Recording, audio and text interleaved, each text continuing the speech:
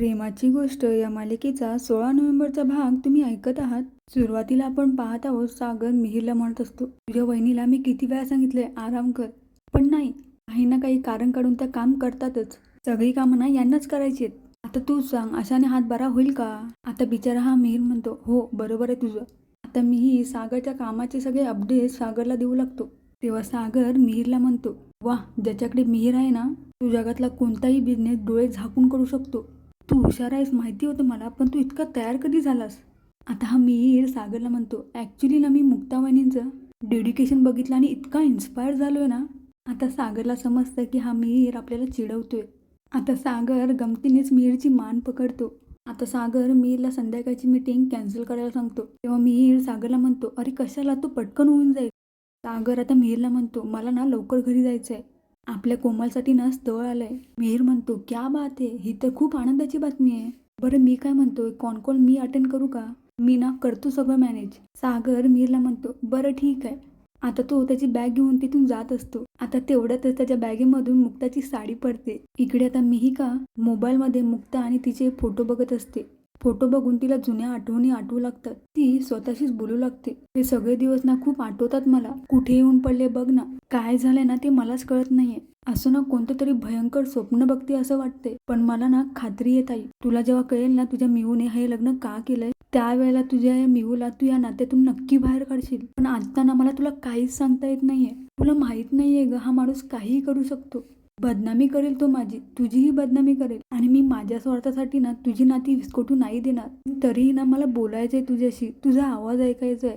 मीही का आता मुक्ताला फोन लावते. त्याच वेळेला हर्षवर्धन तिथे येतो आणि तो तिचा फोन खाली पाडतो. हर्षवर्धन आता मिहिकाला विचारतो, तू कोणाला फोन लावत होतीस, तुझ्या त्या यारला? आता मिहिका हर्षला म्हणते, यार नाही म्हणायचा, माझ्या पोटात जे बाळ वाढते ना त्याचा बाप आहे तो. आणि मी ना वाटेल ते करेन, मी ना काही करू शकते. हर्ष आता मिहिकाला म्हणतो, तू जर फोन करून कोणाला काही सांगितलंस ना तर ना मी आपला व्हिडिओ व्हायरल करेन. तेरी मेरी लव्ह स्टोरी आपल्या बेडरूम मधली. किती नालायक आहे ना हा हर्षवर्धन, अजून किती जणांना फसवणार आहे काय माहिती. इकडे हा मिहिर पडलेली साडी उचलतो आणि सागरला विचारतो, हे काय साईड बिझनेस म्हणून साड्या विकतोस का तू? सागर आता बहाणे करतच मिहिर कडून ती साडी घेतो. मिहिर हसतच सागरला म्हणतो, दादू जे काय आहे ना ते मला सांग, मी कोणाला काही सांगणार नाही. आणि इकडे कोमल मोबाईलमध्ये एका मुलाचा फोटो बघत असते. तेव्हा तिथे मुक्ता येते. मुक्ताला बघून कोमल आपला फोन साईडला ठेवते. मुक्ता कोमलला विचारते, काय ग, काय होतं मोबाईलमध्ये? आता कोमल पूर्णपणे लाजून जाते. मुक्ता कोमलला म्हणते, मी तर तुला विचारायला आले होते की तुला मुलगा आवडलाय की नाही आवडलाय. तुझे असे एक्सप्रेशन बघून ना मी आता सांगतेच सागरना. मुक्ता आता तिथून जात असते. तेव्हा कोमल मुक्ताला अडवते व मुक्ता पुन्हा एकदा विचारते, काय आवडलाय का तुला मुलगा? कोमल पुन्हा एकदा लाजते. मुक्ता आता कोमलला म्हणते, तुला माहितीये का आपण असं कधी लाजतो, जेव्हा ना आपल्याला मुलगा खूप आवडलेला असतो. आता कोमल पण कमी आहे का? ती मुक्ताला म्हणते, अच्छा म्हणून तू आजकाल दादाकडे बघून लाजत असतेस. तर हे ऐकून मुक्ता म्हणते, ए शाणे, बघू आता मुलाकडचे आल्यावर अशी सुडसूड बोलतेस का त्यांच्यासमोर. कोमल मुक्ताला म्हणते, खरं सांगू, तू जेव्हापासून या घरी आलीस ना तेव्हा तुझ्याकडून मला खूप काही शिकायला मिळाले. नकळत ना मी तुझ्याकडून सतत काहीतरी शिकत होते. तू ना माझी इन्स्पिरेशन आहेस. आणि मी जेव्हा तुला पहिल्यांदा बघितलं ना तेव्हाच मला वाटलं, मुलगी असावी तर अशी, सून असावी तर अशी, आणि वहिनी तर अशीच. दादासारख्या हट्टी माणसाला इतकं समजावून घेतलंस तू, त्याचा प्रेमा स्वभाव हळूहळू बाहेर आणलास, घरातल्यांना सांभाळून घेतलंस, सगळ्यांना तू आपलंसं केलंस. हे सगळं ना खूप कठीण होतं. हे सगळं बोलताना कोमल खूपच इमोशनल झालेली असते आणि तिच्या डोळ्यात पाणी आलेलं असतं. मी ना तुला कायम नोटीस करत होते. आज तुझ्यामुळे ना ह्या घरातले सगळे एकत्र असतात. या घरासाठी ना तू खूप काही केलंयस आणि माझ्या संसारात मला काही तुझी मदत लागली तर तू मला करशील ना? मुक्ता आता मान आलोतच हो म्हणते.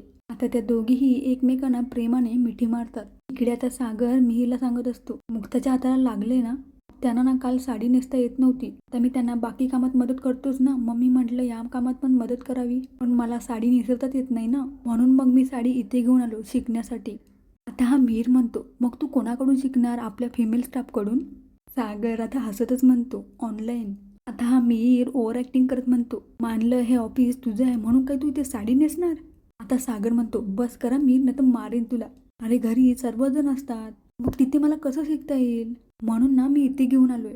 आता मिहिर सागरला म्हणतो, दादूस मी आहे ना, मी शिकवतो तुला. तर सागर आश्चर्याने विचारतो, तुला हे पण येतं? मिहीर आता सागरला म्हणतो, अरे एका मुलीला येणार नाही अशी साडी नेसून दाखवतो तुला. मिहीर आता ऑफिसमध्ये साडी नेसू लागतो. कमालच आहे बाबा या मिहीरची. कुठेही काहीही करू शकतो हा सागरसाठी. मित्र असावा ना तो असा. इकडे कोमल मुक्ताला विचारते, तू सांग ना वहिनी, तुला मुलगा आवडलाय का? तेव्हा मुक्ता कोमलला म्हणते, मुलगा मला कसा वाटला यापेक्षा तुला कसा वाटला हे महत्वाचं आहे. मुक्ता कोमलला म्हणते, तू जेव्हा त्याला ॲक्च्युअलमध्ये पाहशील ना तेव्हा तुझ्या मनातून एक आवाज येईल. त्याच्याकडे ना लक्ष दे, कारण तो ना तुला कधीच चुकीचं गाईड करणार नाही. तू ना टेन्शन घेऊ नकोस. मुळात तू इतकी निर्मळ आहेस ना की तुझ्या आयुष्यात कधीच चुकीचं काही होऊ शकत नाही. आता मम्मी आणि स्वातीताई सगळे कोमलचे ड्रेस घेऊन हॉलमध्ये येतात. तेव्हा कोमल म्हणते, अगं मम्मी हे सगळं काय आहे? तेव्हा मम्मी म्हणतात, अगं काय आहे म्हणजे माझी कोमल परीवाणी दिसली पाहिजे.